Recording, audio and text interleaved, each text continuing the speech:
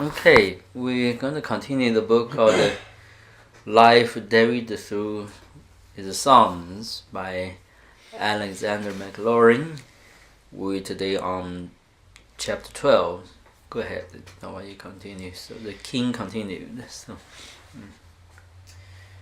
The second event recorded as important in the bright early years is the great promise of the perpetuity of the kingdom in David's house. As soon as the king was firmly established, you know the word free means, from worry. am I? You know what it means? Not really?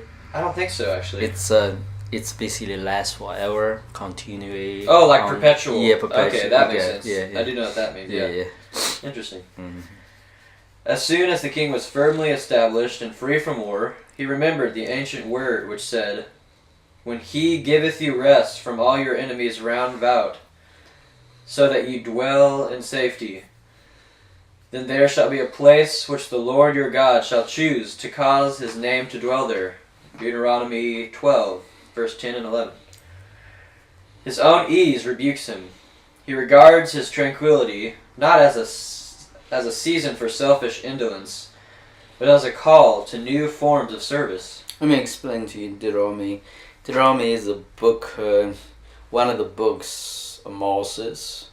So that long time before there are any king in the society or in the social life for Israelites, right? Yeah. So, but in that book, God used Moses the prophet, almost foretold the coming kingdom, the coming kingship. So, go ahead. Yeah. He might well have found in the many troubles and vicissitudes of his past life an excuse for luxurious repose now.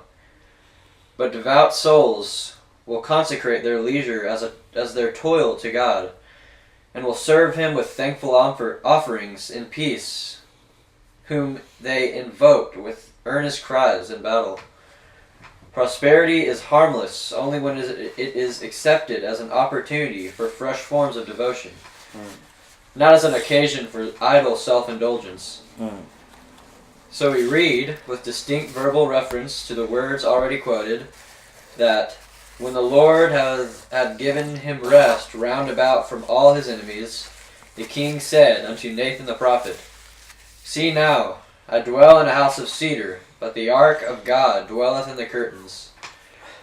The impulse of generous devotion, which cannot bear to lavish more upon itself than it gives to God, at first commended itself to the prophet, but in the solitude of his nightly thoughts, the higher wisdom speaks in his spirit, and the word of God gives him a message for the king.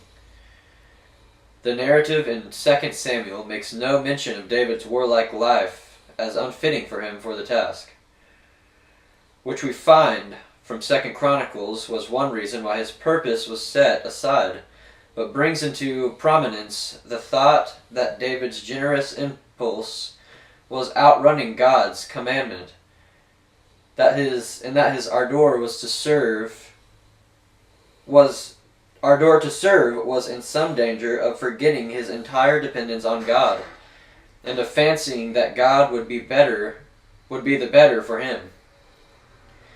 So the prophetic message reminds him that the Lord had never, through all the centuries, asked for a house of cedar, and recalls the past life of David as having been wholly shaped and blessed by him, while it pointedly inverts the king's proposal in its own grand promise. "The Lord telleth thee that he will make thee an house."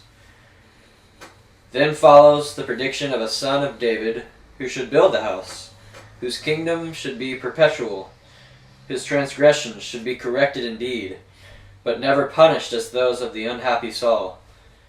And then, in emphatic and unmistakable words, the perpetuity of David's house, his kingdom, and his throne is reiterated as the close of the whole.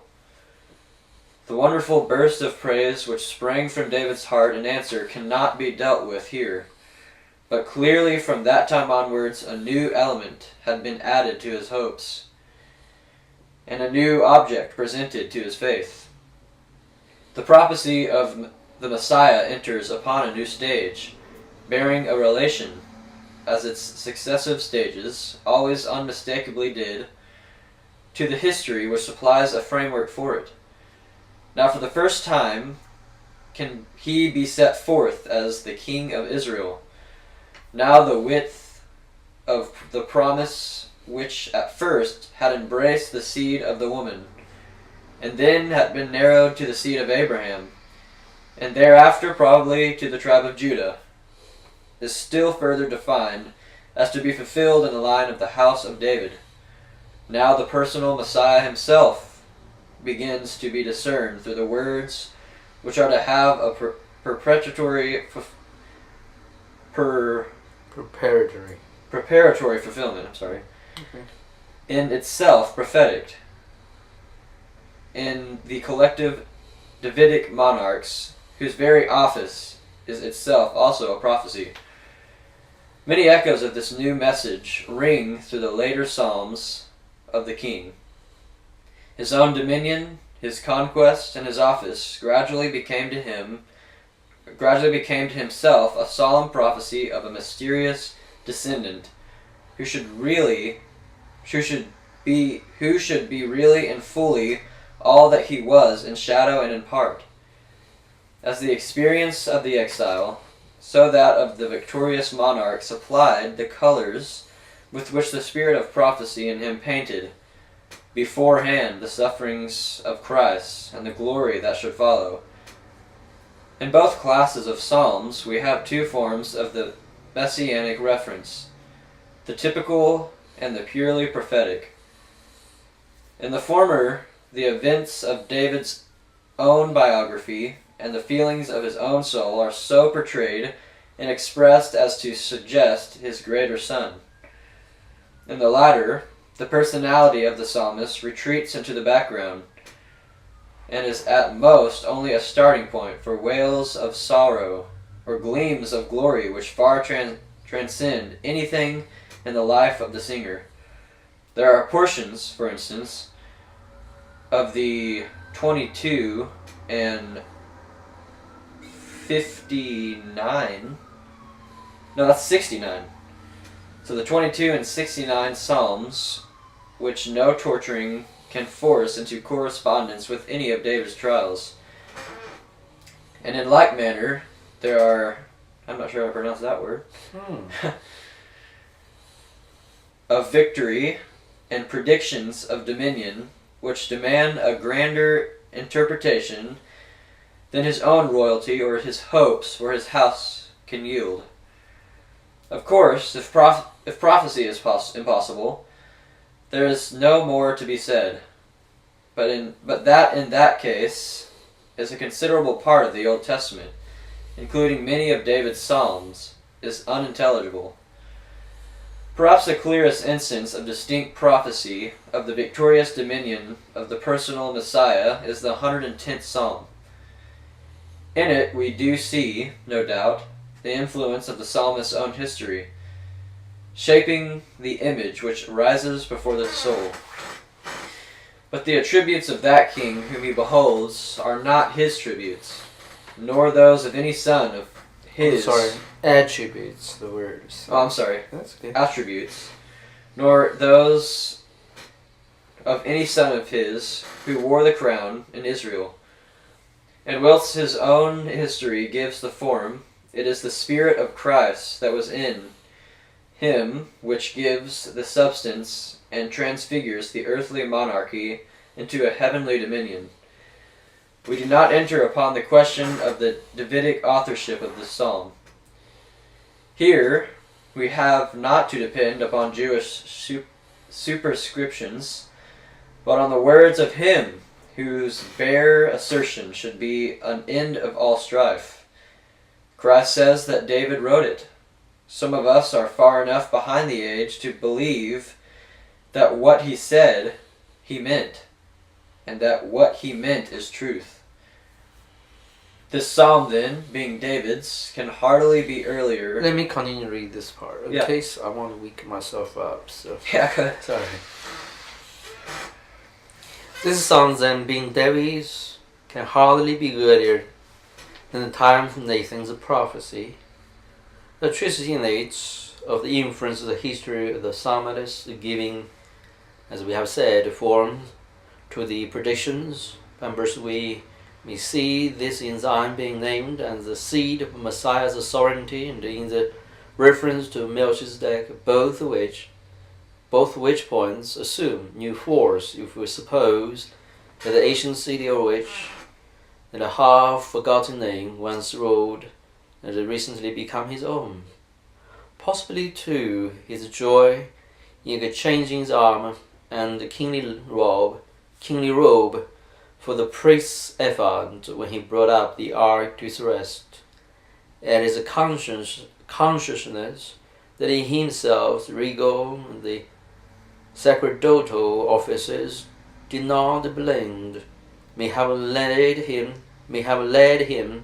to meditations on the meaning of both, and the miseries that seem to flow equally from their separation and from their union, which were the precursors of his hearing the divine oath that in the far-off future they would be fused together in a mighty figure who was to repeat in higher fashion the union of functions which invested that deemed king of righteousness and praised God in the far-off past.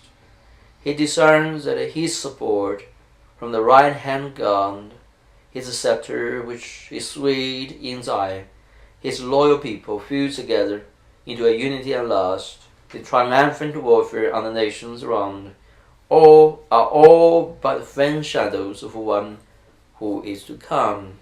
And solemn form on the horizon of hope is his Lord, the true King, whose victory he was, the bride, consummate flower for the sake of which the root had its being. And it sees the majestic lineaments simmering through the facts of his own history, like some hidden fire tall in the narrow space ere it leaped into ruddy spires? Yep.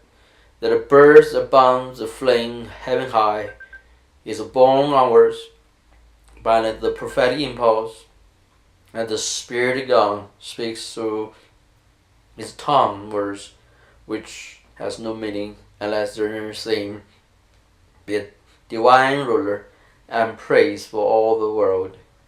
He begins with the solemn words with which a prophetic message is wont to be announced. Thus, at the outset, stamping on the psalm is the true character, the oracle of word Jehovah unto my Lord, which he heard, is a new revelation made to him from the heavens. He is taking up a lesson to the divine voice, calling to his right hand to the most intimate communion with himself, and to wielding the energies of omnipotence, him whom David knew to be his Lord. And when that divine voice ceases, his mandate having been fulfilled, the prophetic spirit in the seer hymns the coronation anthem, what's the word? Anthem. That's right. Anthem of the monarch enthroned by the side of the majesty in the heavens. The scepter of thy strength, which Jehovah sent on Zion, roll thou in the midst of thy enemies. In singular juxtaposition are the throne of God's right hand and the scepter, the emblem of sovereignty ensuing from Zion, a dominion realized on earth by a monarch in the heavens, a dominion the center of which is Zion, and the undefined extent universal. It's a monarchy too, established in the midst of enemies, stained in spite of antagonism not only by the power of Jehovah but by the activity of the sovereign's own rule.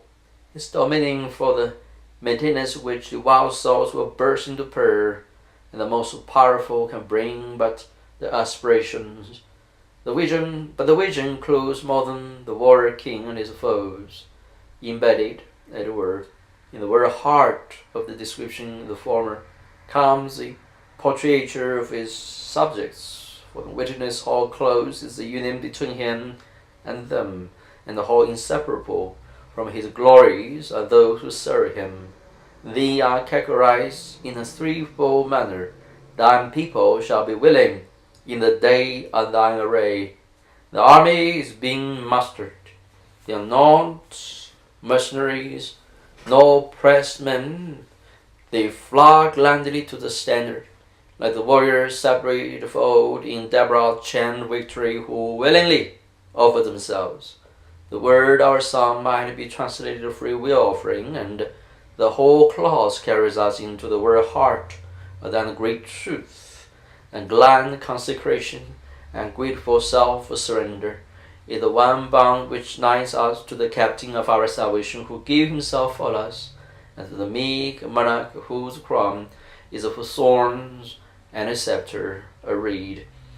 Four tokens that his dominion rests on suffering and is wielded in gentleness.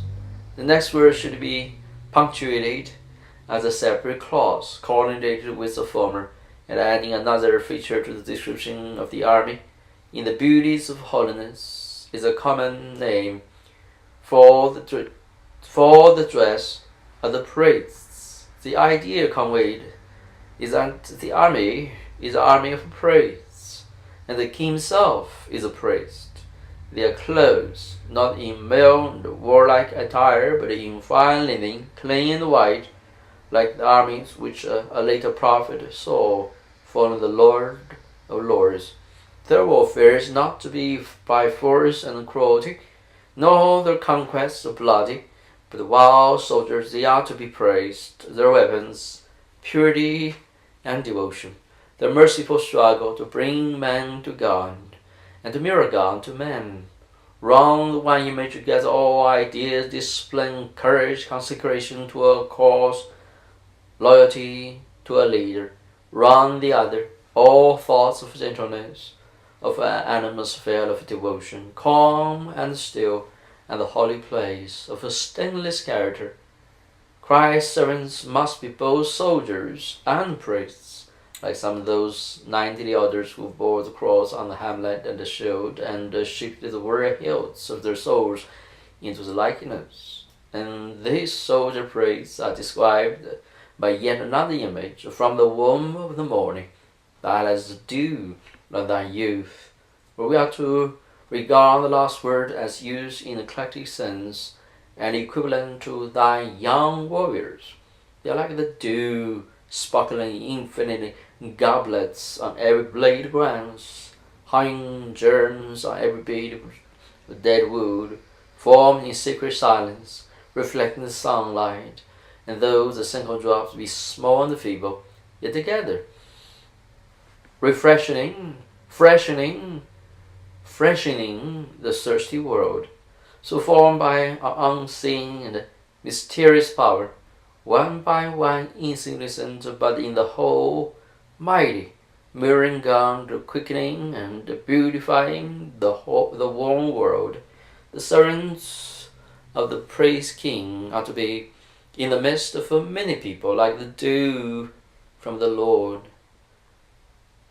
The word translated power in our version has the same double meaning as that it has in Old English, or as a force has now, sometimes signifying strength and sometimes the army. The latter is the more appropriate. Hence, the date of thine army will then be equivalent to the date of mastering the troops. Another solemn word from the lips of God begins the second half of the psalm. Jehovah swears, gives the sanction and the guarantee of their own nature, put in pledge his own being for the fulfillment of the promise, and on which he swears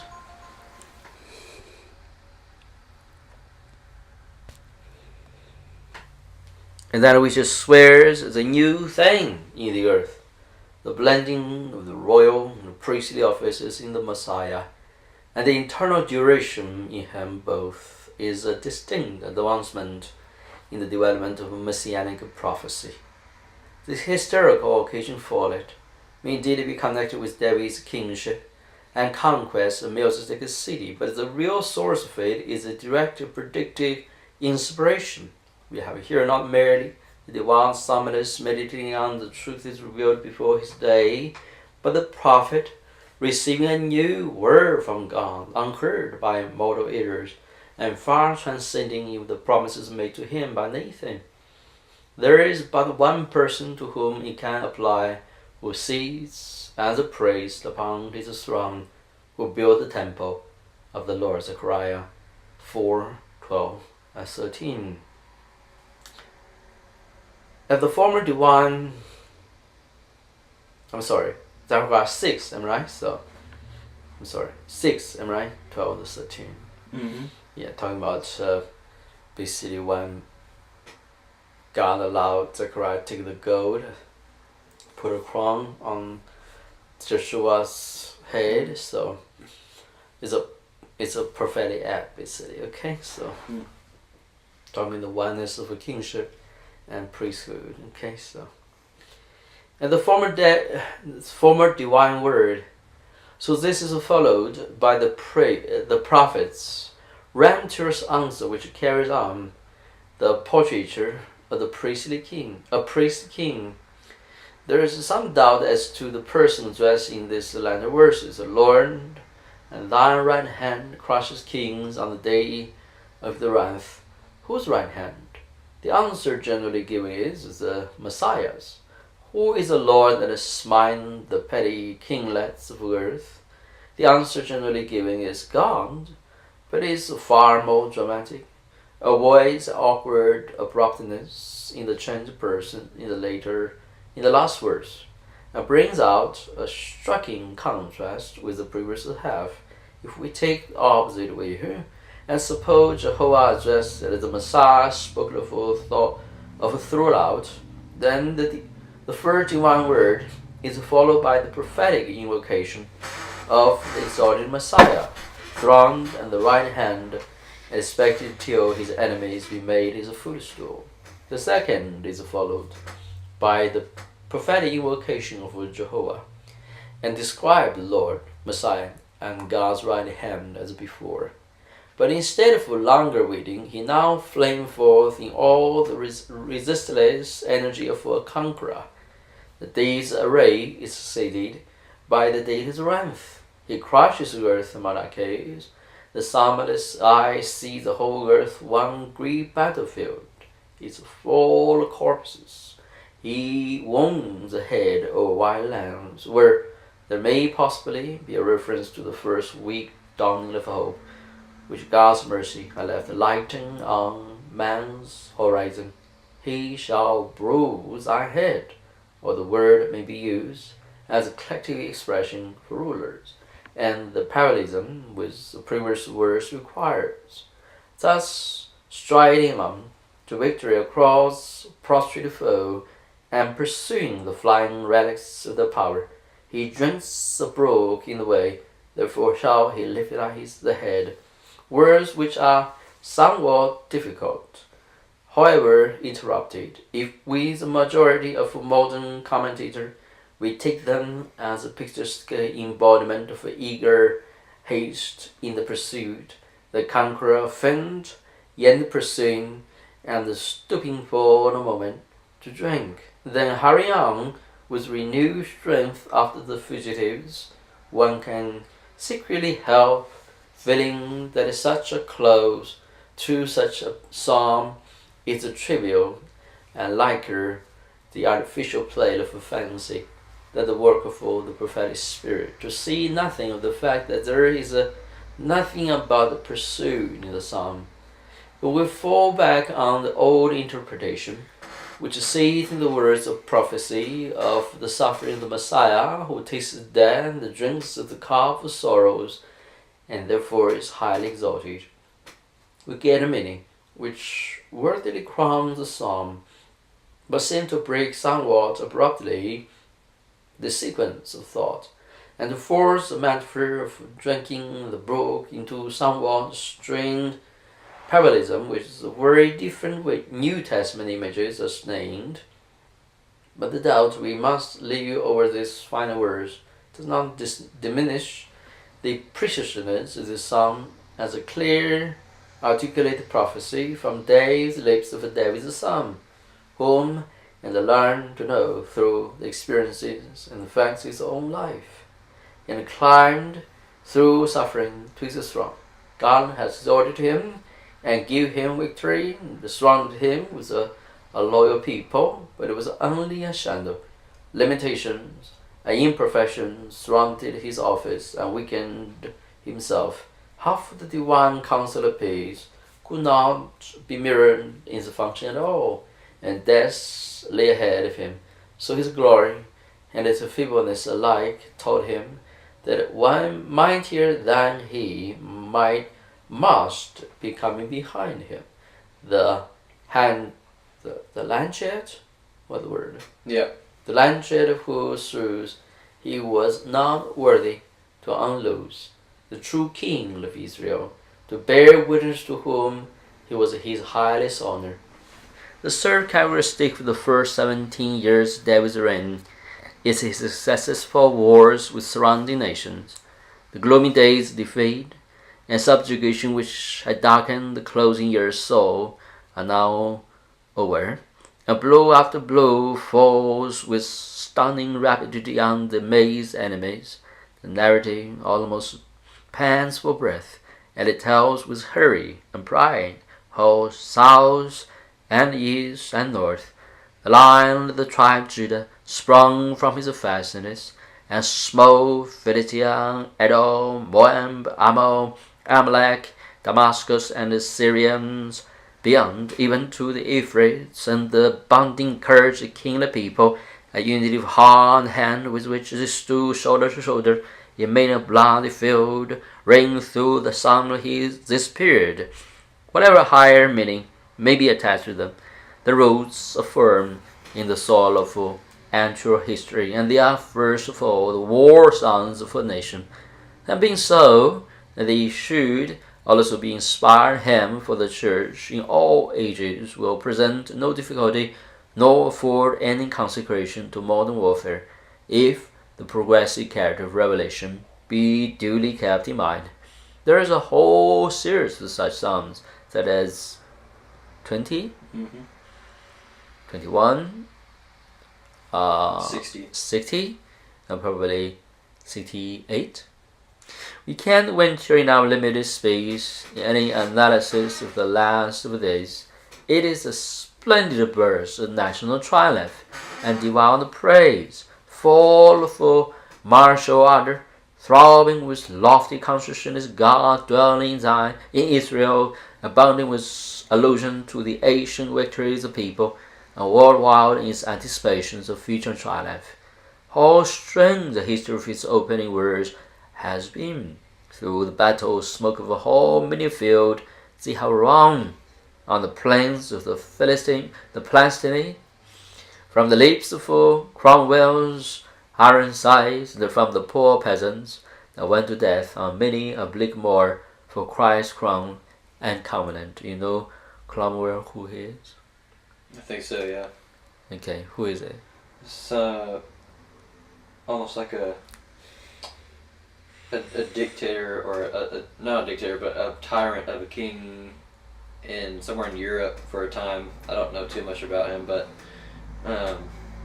wasn't he eventually beheaded or something? I don't know. He was beheaded, but Cromwell was who actually beheaded King James III, I believe. Right. So it was as a rebel leader. So later on, he did some introduced pretty bad stuff. parliament politics into British history. So anyway, I don't quite remember very well either. Let's go on. So he lead the Protestant. I think that's what it is. So okay. And from the poor peasants that went to death on many bleak moor for Christ's crown the covenant, to the Doric music with their rude chant, let God arise, and scattered Psalm 68, and right? So let all his enemies be, and all those who do him hate, before his presence flee. The 60th Psalm is assigned to David after Joab the signal victory over the Edomites. 2 Samuel 8. Agrees very well with undate, though the early verses have a wailing tone so deep over recent disasters so great that one is almost inclined to suppose that they come from a later hand than his. But after the first verse, all is a warlike energy and triumph. All the glad thought rolling over a united people, dancing the sweet words, I will rejoice, I will divide Shechem, and made out the wonderful Succoth. He hands at word, repeated Joshua's conquest and division of the land, and the ancient historical site that filled a conspicuous place in the history of his great ancestor are in his power. Gilead is mine, and Manasseh is mine. Ephraim also is defense my head, Judah my staff of command. He looks eastward to the woods and the pastoral uplands across the Jordan, whose inhabitants has been but loosely attached to the western portion of the nation, and triumphed in knowing that Gilead and Manasseh own his sway. The foremost tribes on this side of the river unto him like the armor and the equipments of a conqueror. He wears a mind for Ephraim, the natural head for a northern region, as a Hamlet, and he grants the power of Judah and is a baton of command or scepter of kingly rule. Is that amazing? What a beautiful picture. Thus strong in the possession of United Kingdom is a flashing eye turned to his enemies, and a stern joy, mingled with contempt, blazes up as he sees them reduced to menial offices trembling before him. Moab is my washing basin. To Edom, washing basin, washing the feet, you know that? Yeah. So it's not a good thing. It's not a washing like a hand, right? So, yeah. To Edom will I fling my shoes. So he just kick off the shoe, so ready to wash his feet. And because can you believe that picture?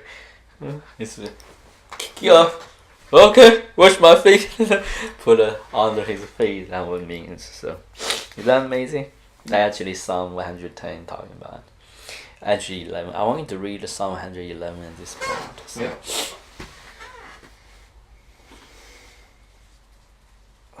Yeah.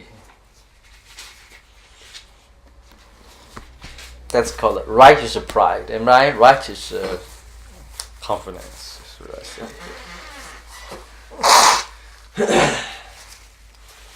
Praise the Lord. I will extol the Lord with all my heart, in the council of the upright, and in the assembly. Can you sit in that chair instead a little bit? Yeah, that chair squeezing, huh? Sorry about that. No, I recognize that's why I moved this chair, because when I do recording sometime, it's very loud. Yeah. As a background. No, you don't need to be sorry about it. Alright.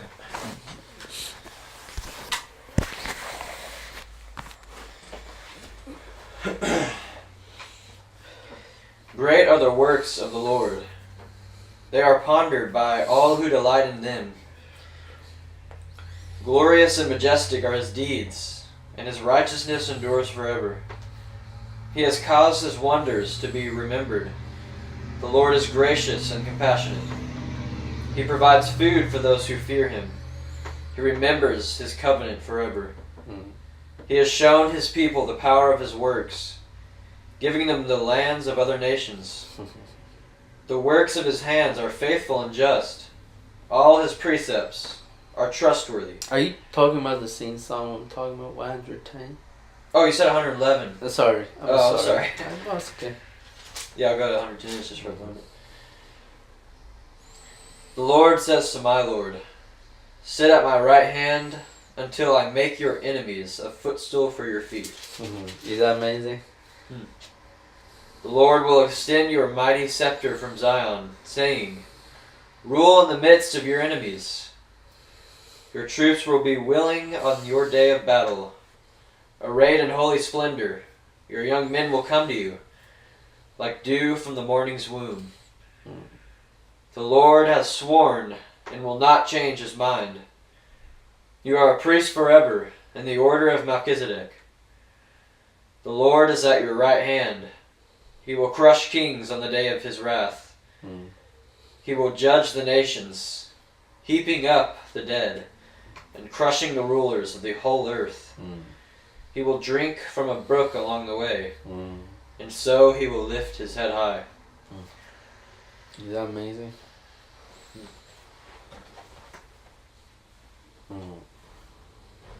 That's amazing. Let me start over this paragraph. The strong in the possession of a united kingdom is a flashing eye turned his enemies, and the stern joy, mingled with contempt, blazes up as he sees them reduced to menial offices and trembling before him. Moab is my washing basin, and to Edom will I fling my shoe, because of me Philistia cried out in fear, through shoe at somebody is basically dishonor somebody, remember? They threw a shoe as a certain thing. Yeah. That maybe is an Asian tradition, so. Huh. The three astral foes and the hung on Israel's southern border, from east to west, are subdued. He will make one a vessel of dishonor to wash his feet. Saul with the battle. He will throw his shoes to another the while, as one would to a slave who to take care of. And the third, expecting like a fate, shrinks out in fear of the impending vengeance. He pants for new victories. Who will bring me into the strong city? Probably the unsubdued Petra, hidden away in the tortuous ravine with but one perilous path through the gorge. And at last all the triumph of victory rises to a higher region of thoughts in the closing words, which lay bare the secret of his strength and breathe the true spirit of the soldier of Jehovah. In God we shall do willingly, and even he shall tread down our enemies. The 20th Psalm, another of these stirring war songs, is in that choral manner which we already sing in Psalm 24, and the adoption of which was properly connected with David's careful organization of the service of psalm.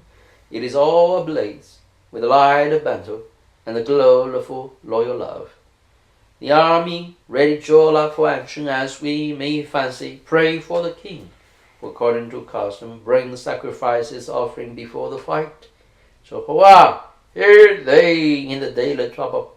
The name of the God of Jacob, defend thee. Send thee help from the sanctuary, and strengthen thee out thine. Remember all thine offerings, and accept thine burnt sacrifice. And thee wave the standards in the sunshine, or plant before the ranks of each tribe is cognizance to be defended to the death. The horse shouts, rise from the files. In the name of God, we will set up our banners. Then the single voice the king speaks, rejoicing in the soldier's devotion, which he accepts as an omen that his sacrifice now being vain. Now know I that Jehovah says is anointed.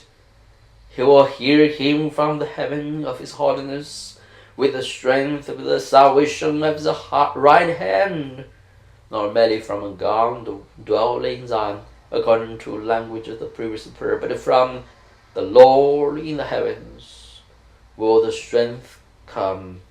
Then again the choirs of the host exclaims, and the cross filled to the chariots that carry the full forces which Israel seldom used.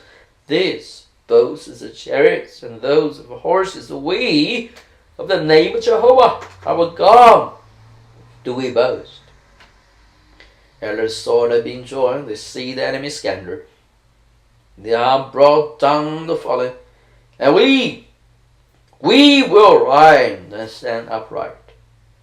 And one learns quiet to God, one more thought, the true monarch of Israel, whom David would teach them to feel he only shall know. And with a prayer, Jehovah, say, let the king hear us in the day when we cry. Rain like a long trumpet blast, and sung for the charge. And they dash forth to a victory. Bless the Lord. Is that amazing writing? This is such a